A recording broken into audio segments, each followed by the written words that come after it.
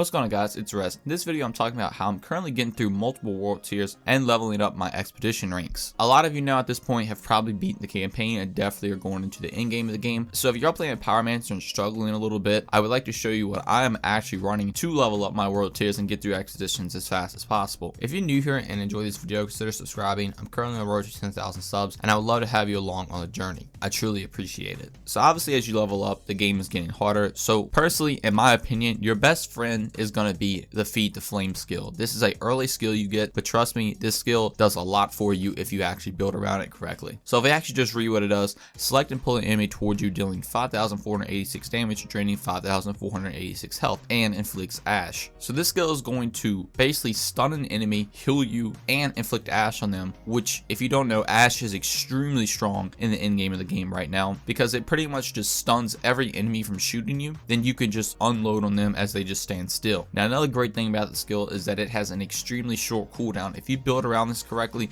you can have near an 8-second cooldown on this thing, and pair with some of your skills, you're always going to have uptime on all your damage boosts. Plus, since you are getting healed, the survivability that you get from this skill is insane. If you ever get weak, you can just hit whatever button you have equipped for it and you're going to pretty much heal to max immediately. So going over the gear, try to get cooldown reduction as much as you can on your armor. This is going to further increase the cooldown of that skill, and that's what you're going to be spamming the most. And as you see, we have Final Breath. For Feed the Flames, you're going to have health drain efficiency increased by 25%. So that healing that I was just talking about is going to be even stronger, and it's 25% stronger. So you're always going to be at max health whenever you just hit your button. Then on the chest piece, again, you don't have to have legendary gear for this. As you see, I'm running blue gear and getting through things just fine. But you have bullet absorption. Feed the Flames replenishes 33% of ammo in your magazine for every enemy affected by your skill. This is going to be really good paired with your Volcanic Rounds. So if you don't know the way Volcanic Rounds work, fill your current weapons magazine with bullets that will ignite the air around enemies and inflict burn onto them. Even if the bullet misses, if the bullet hits, it causes skill damage, ignoring armor and piercing the target, damaging others behind them. The skill lasts until you reload or switch weapons. So as we all know, the round based skills in this game are extremely strong, and this is going to allow you to constantly have uptime on these Volcanic Rounds. When you refill your ammo with Feed the Flames, it actually puts Volcanic Rounds back in the magazine instead of replacing it with normal rounds. So you're going to have infinite uptime on all your weapons, assuming your weapon has a big enough magazine, and that's why I would recommend LMGs, or honestly even some SMGs in the game, because they work very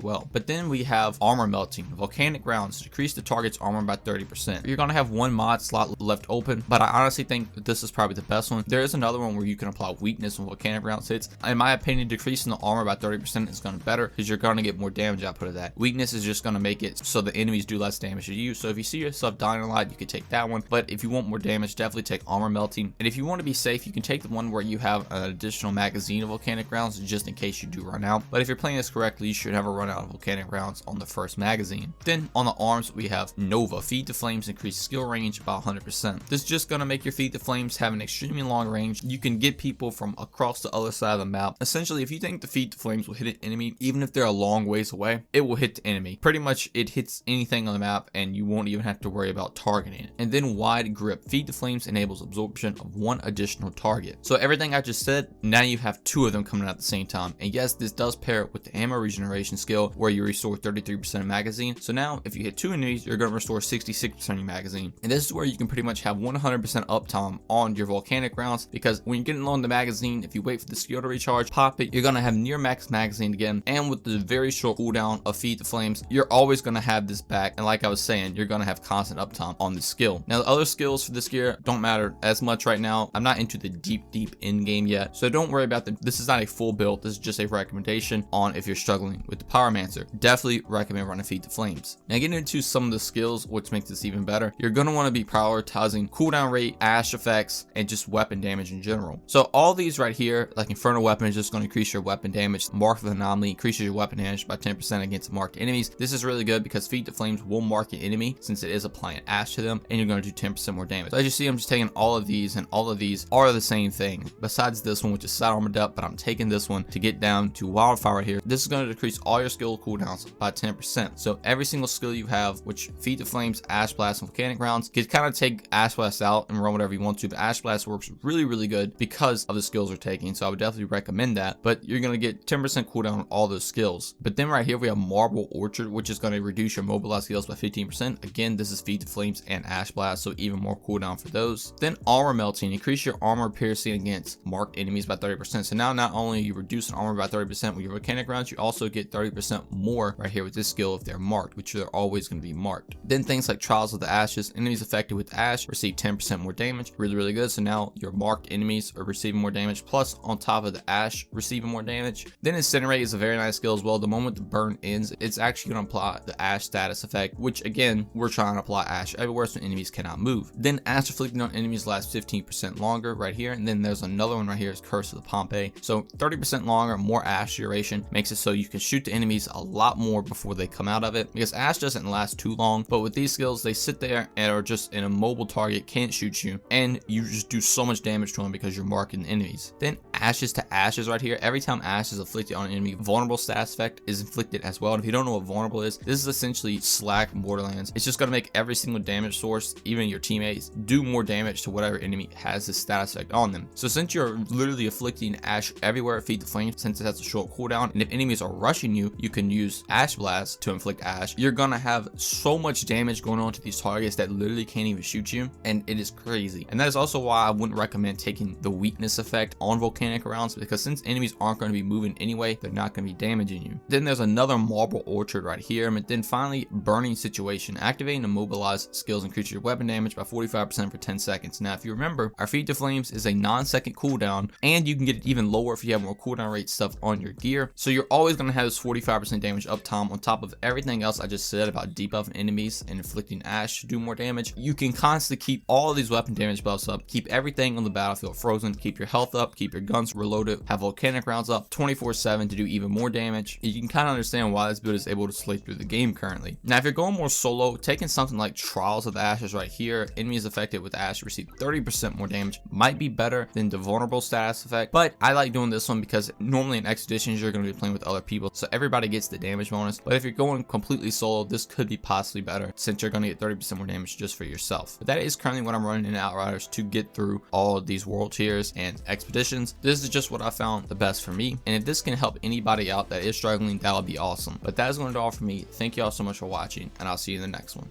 Peace.